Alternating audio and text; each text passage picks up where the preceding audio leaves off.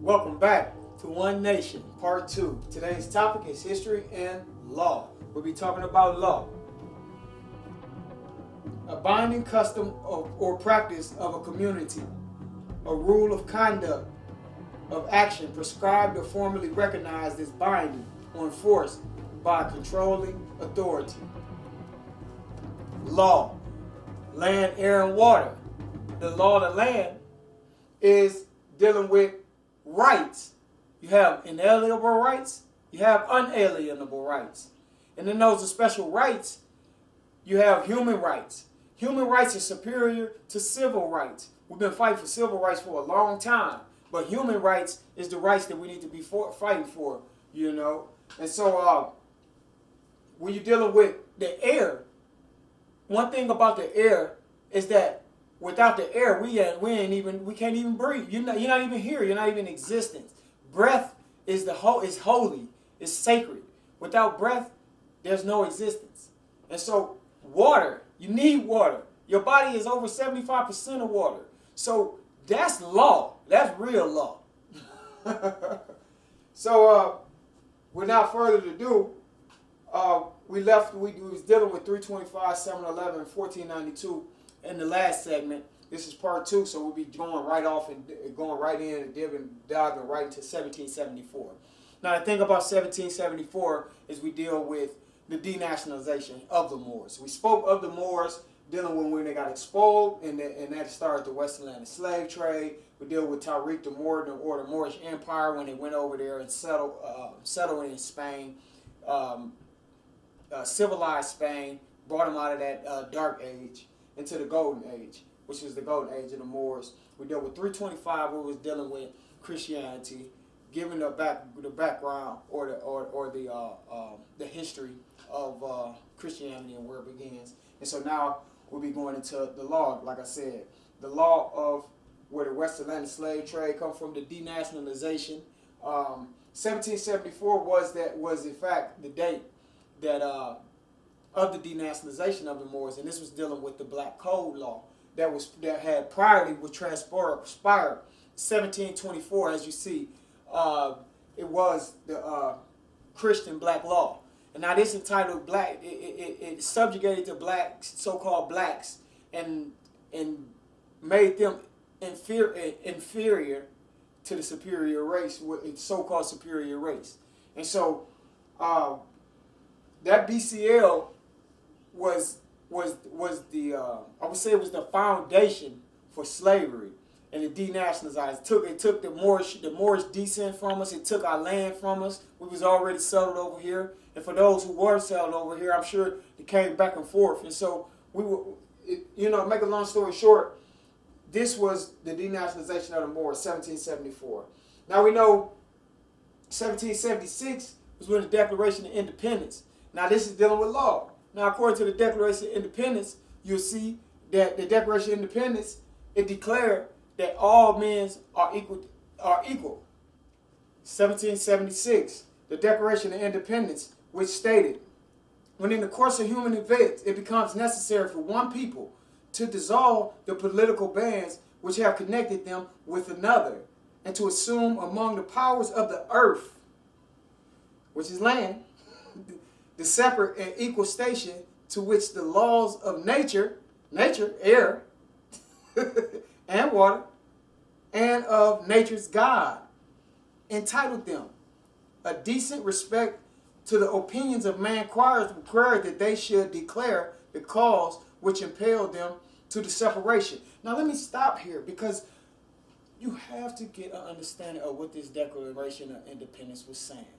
What this Declaration of Independence is stating, that in the cause of human events, if someone is enslaved,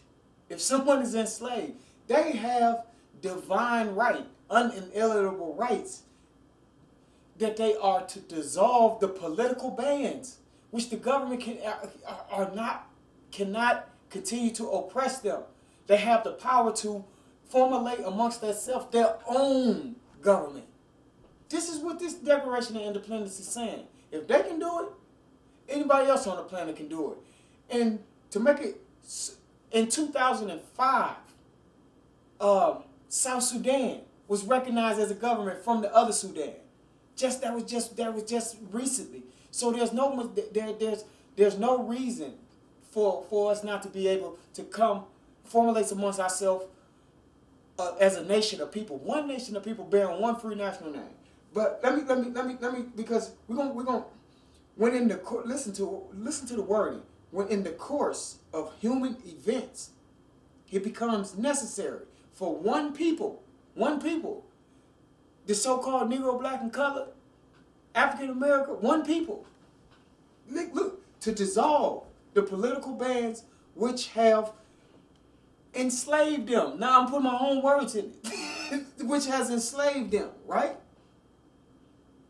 And to assume among the powers of earth the separate and equal station to which the laws of nature and nature's God entitle them, a decent respect to the opinions of mankind, requires that they should declare the causes which impel them to separation. These are the causes into which the Moorish Americans have to say that they have done. When a long train of abuses and assertions pursuing invariable the same objects evinces projections by your National Criminal Justice Commission to disproportionately incarcerate 63% of Moorish men between the age of 18 and 36 by the year 2020, with programs in place to eradicate their family structure by displacement of father heads of household and by governing the fallen state of 8.2 million single mothers among its women, is their national right. It becomes their duty to unfold away from such government and to provide new guards for the future security. Also, when a misnomer African American people amidst the catch and release system of racial profiling compile 20% of U.S. travelers but form 80% of those stopped by state action law enforcement and mandatory minimums, disproportionately warehouse their use, and death penalties, including federal prisoners, are constituted by 70% staple of ex-slaves who total less than 15% of the general population. And when all judicial convictions of so-called Negroes since the Congressional ratification of 1868, 14th Amendment, with its intent to recycle slavery, duly abolished by the 13th Amendment, were the negligent of their proper status, in addition to the leaving all courts in the United States in want of jurisdiction, are hereby declared ex post facto and void of judicial, civil, and divine substitution. I can go on and on. This is a good book. This is the book. It say, Noble Drew Ali is our prophet. It said the exhuming of a nation. Now, when you're dealing with the word exhuming, this means to dig up a body. To dig up the body of our nation. So when you dig up something, you cannot help but to remove some dirt. And so removing this dirt, we have to remove the dirt of Western Freemasonry.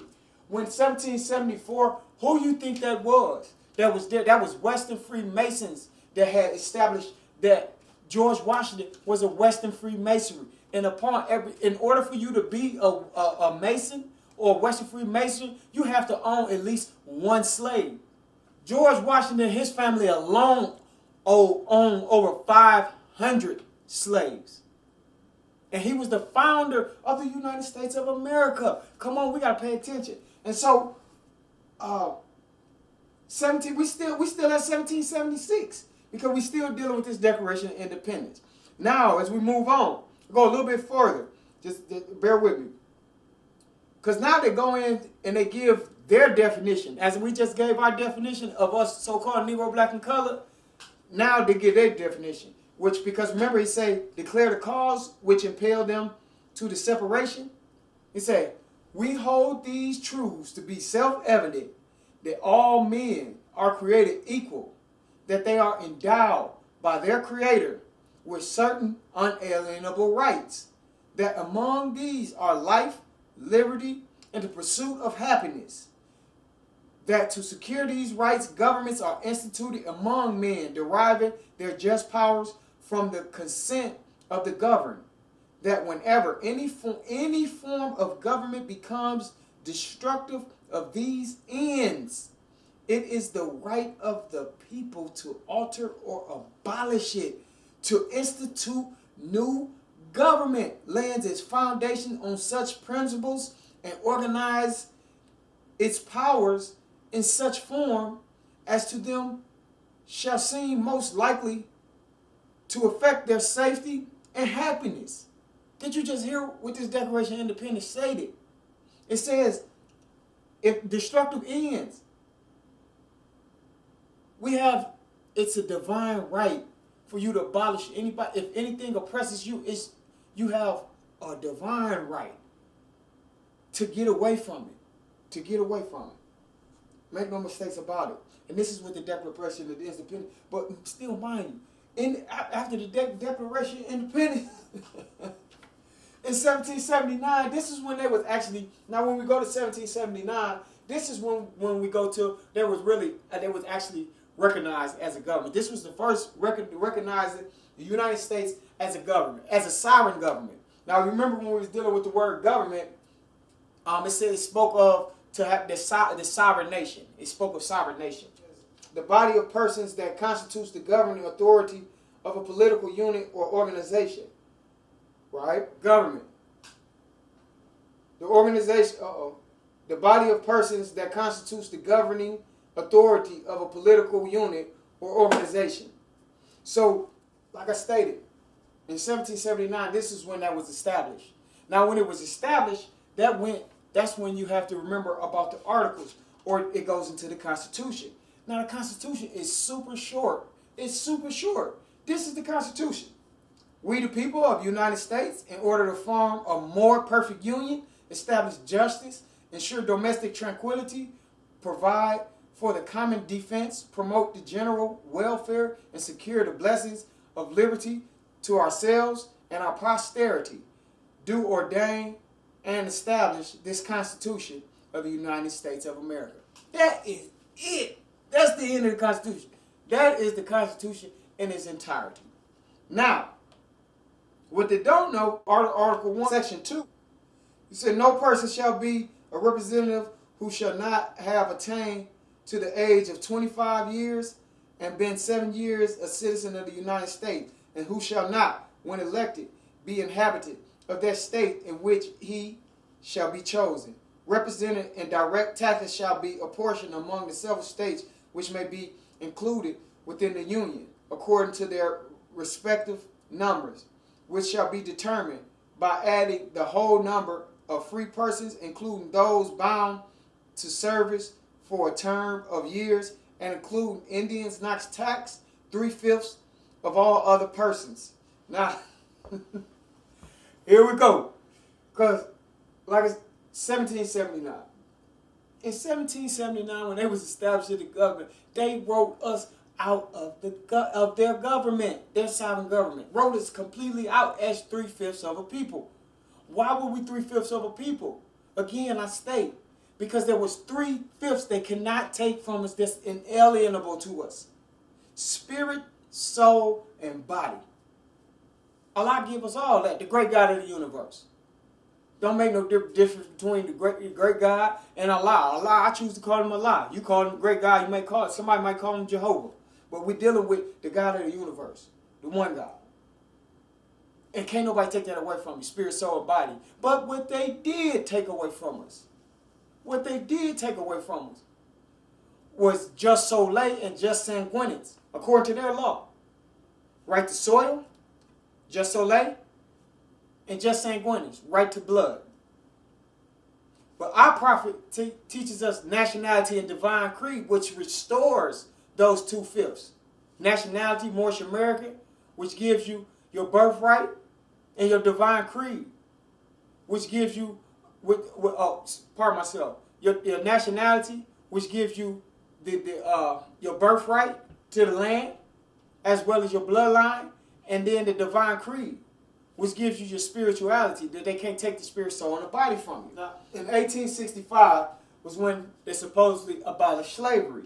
Now, according to the 13th Amendment, and here's what the 13th Amendment states: neither slavery nor involuntary servitude, except as a punishment for crime, wherefore the party shall have been duly convicted, shall exist within the United States or any place subject to their jurisdiction. This is Section 1. Section 2, of course, Congress shall have power to enforce the article by appropriate legislation. Now, these was the two amendments. Now, what they don't tell you is that the original 13th Amendment had 20 sections. And in those 20 sections, y'all know you probably heard of the 40 acres and a mule. Well, it was in there. But they never put it in there. Never put it in there. So, after 1865, 3 years later, they reinstituted slavery again in 1868, coming right back with the 14th and 15th Amendments, citizens. And here's why. The 14th Amendment goes to say, all persons born or naturalized in the United States and subject to the jurisdiction thereof are citizens of the United States and of the state wherein they reside. No state shall make or enforce any law which shall abridge the privileges. Now here's where it gets tricky, because in order to understand this law, this law jargon that they got in this, you have to go into the Black's Law Dictionary. You want to prefer to go into the third edition.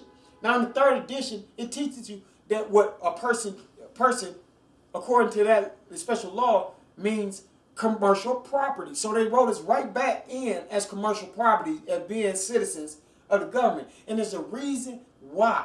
There's a reason why. Because according to Prophet Noble Drew Ali, he stated that in 1863 they went into a debt, over billions of dollars of debt. And it states, 1863 marked the first time the United States filed bankruptcy resulting from a total national debt. This introduced the 1863 taxation on income to finance the Civil War, but actually began an unlimited range of unlawful direct taxes and the now famous IRS 1040 forms. Anybody that work, I know you don't know something about that. and you hear it say unlawful, right? All right, you're gonna find out right here. Ironically, the United States had no national debt prior to this event. The national debt also vented the reinstitutionalization of slavery under the 14th Amendment and citizens' straw man. The all caps, you hear people talk about they want to gain their sovereignty back and all this like that. And the straw man and the UCCs, whatever, where this is where that's coming from. Say by 1870, listen now, because now we're going to the last one. By 1871, the United States had lost her sovereignty and had returned to its colonial corporate status. So 1871, they're not a government. No, to this very day, that they are not a government. They are a corporation. And no corporation can have citizens. They can have members, and they can have property, and they can have persons, but they cannot have citizens. Only governments can have citizens. And so we went through this because to show you the importance of having your own government. We have our own government, the Moorish American government, who has established law by the prophet, through the Prophet Noble Drew Ali, from our great God of the universe, who made us. You see what I'm saying? And so if we don't come together now, we're never going to be able to make it. But we have to come together as a collective whole, bearing one free national name. Just like the Chinese from China, well, we're the Moorish Americans from Moorish America. Make no mistakes about it. North America is our land. We have ancestral lineage here 10,000 years before the 1492 expulsion and West Atlantic slave trade. We was already over here, getting in the wind, on sailing. Yeah. And so this is our history. We have to study it, and we have to be it. Once we're able to be it, then it sheds abroad. This is for the young and yet born. Some of our elders, they may not get it.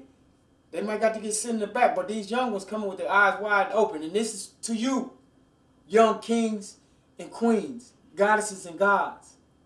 Your history is a legacy that can't be circumscribed by mine because it's been so tainted.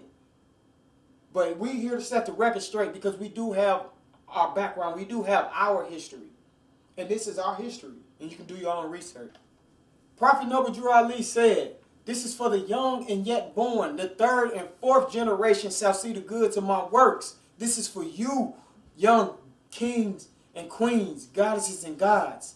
Don't take my word for it. Listen, matter of fact, I challenge you. Go study this thing. Google it. 325, 711, 1492. Go study these dates. After you get through studying the dates, study the words. After you get through studying the words, go to the website. Go into your instructors. Ask them about the Moors. Who are the Moors? See what they tell you.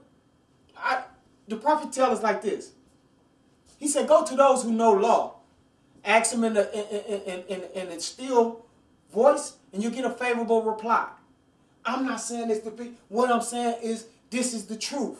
Even Jesus, so-called Jesus, which his real name is Yehoshua, said the truth will set you free.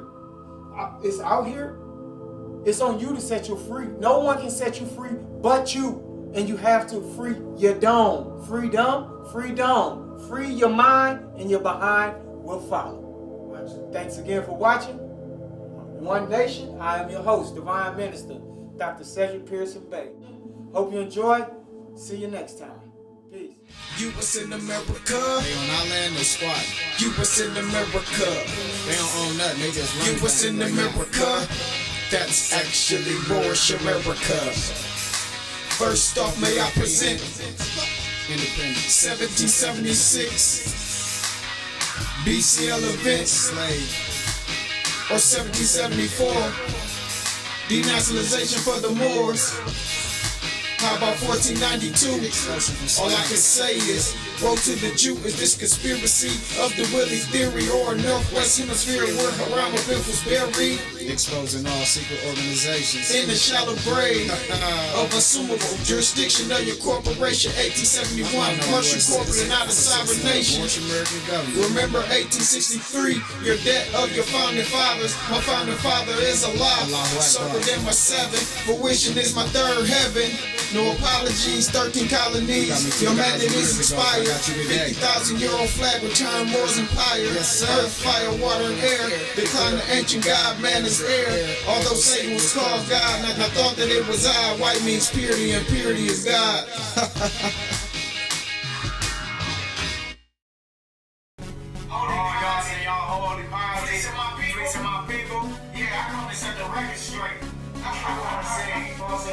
There's light in my music, wisdom, so they refuse it. Try not to lose it, power, I don't misuse it. Let me get to the point, bring it together like a joint. Growth never stop moving, development is the movement. Stagnation is unaccepted, insanity is rejected. Ain't need to be corrected, our spirit need resurrection. This ain't living with justice, it's never served. Homeless out on the curb, men not about their word. Queens don't respect the king, kings is worth a queen. Money is God, what God has made our pig illusion over reality.